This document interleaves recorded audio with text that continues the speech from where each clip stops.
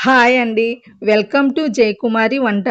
ఇంట్లో ఉన్న పదార్థాలతోనే తినటానికి సాఫ్ట్‌గా, గ్రేవీ కూడా చాలా రుచిగా ఉండే ఈ చికెన్ కర్రీని సింపుల్‌గా ఎలా చేయాలో చూద్దామండి. ముందుగా ఒక అరకిలో చికెన్ శుభ్రంగా కడిగి ఒక గిన్నెలోకి తీసుకోండి. ఇందులో పావు టీ స్పూన్ పసుపు, ఒక టీ స్పూన్ ఉప్పు, అర టీ స్పూన్ కారం, ఒక టీ స్పూన్ అల్లం వెల్లుల్లి పేస్టు, అలాగే ఒక టీ స్పూన్ నూనె వేయండి. ఇవన్నీ ముక్కలకి బాగా పట్టేలాగా మన చేత్తోనే చక్కగా కలుపుకోవాలి. ఇలా అంతా కలిపేశాక మూత పెట్టి కాసేపు పక్కన పెట్టుకుందాం. ఇప్పుడు అసలైన మసాలా రెడీ చేసుకుందాం. స్టవ్ వెలిగించి పాన్ పెట్టుకుని ఒక టీ స్పూన్ ధనియాలు, ఒక టీ స్పూన్ జీలకర్ర, చిన్న దాల్చిన చెక్క, 3 లవంగాలు, 2 యాలకులు, కొద్దిగా మిరియాలు వేసి దోరగా వేయించుకోవాలి.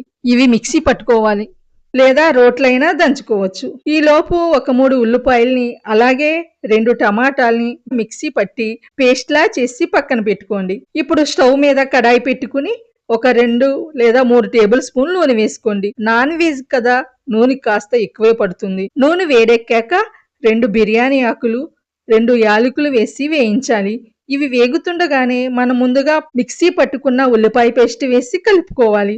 ఇందులోనే నిలువుగా కోసిన ఒక 3 పచ్చిమిర్చి వేసి కొద్దిగా కల్లుప్పు వేసి పావు టీ స్పూన్ పసుపు కూడా వేసి ఇదంతా బాగా వేగుతున్నప్పుడు ఒక టీ స్పూన్ అల్లం వెల్లుల్లి పేస్ట్ వేసి పచ్చివాసన పోయేదాకా చక్కగా కలుపుకోవాలి. ఉల్లిపాయ పేస్ట్ బాగా వేగి నూనె పైకి తేలుతున్నప్పుడు మనం ముందుగా కలిపి పెట్టుకున్న చికెన్ ముక్కల్ని దీంట్లో వేసేయాలి.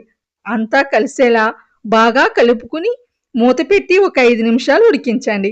5 నిమిషాల తరువాత మూత తీసి అడుగు అంటకుండా కింద నుండి ఒక్కసారి బాగా కలుపుకుని మళ్ళీ మూత పెట్టి ఇంకో 2 నిమిషాలు ఉంచాలి. ఇప్పుడు మూత తీసి మనం రెడీ చేసి పెట్టుకున్న టమాటా పేస్ట్ కూడా వేసేసి చక్కగా కలుపుకోండి. మూత పెట్టి ఇంకో 2-3 నిమిషాలు మగ్గనివ్వాలి. టమాటా ఇందాక మనం దంచి పెట్టుకున్న ఆ స్పెషల్ మసాలా పొడిని ఇందులో వేసేయండి.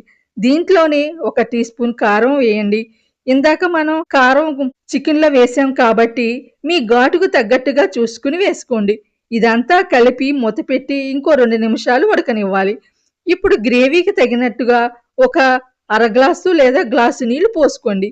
ఇప్పుడే సన్నగా తరిగిన కొత్తిమీర కూడా చల్లేసి కొత్తిమీర దించే ముందు కాకుండా ఇలా నీళ్లు పోసి ఉడికించేటప్పుడు వేస్తే ఆ కొత్తిమీర ఫ్లేవర్ గ్రేవీకి పట్టి కర్రీ టేస్ట్ గా బాగుంటుందండి. ఇలా మూత పెట్టి ఒక 5 నిమిషాలు సిమ్లో ఉడికించి స్టవ్ ఆఫ్ చేస్తే చాలు.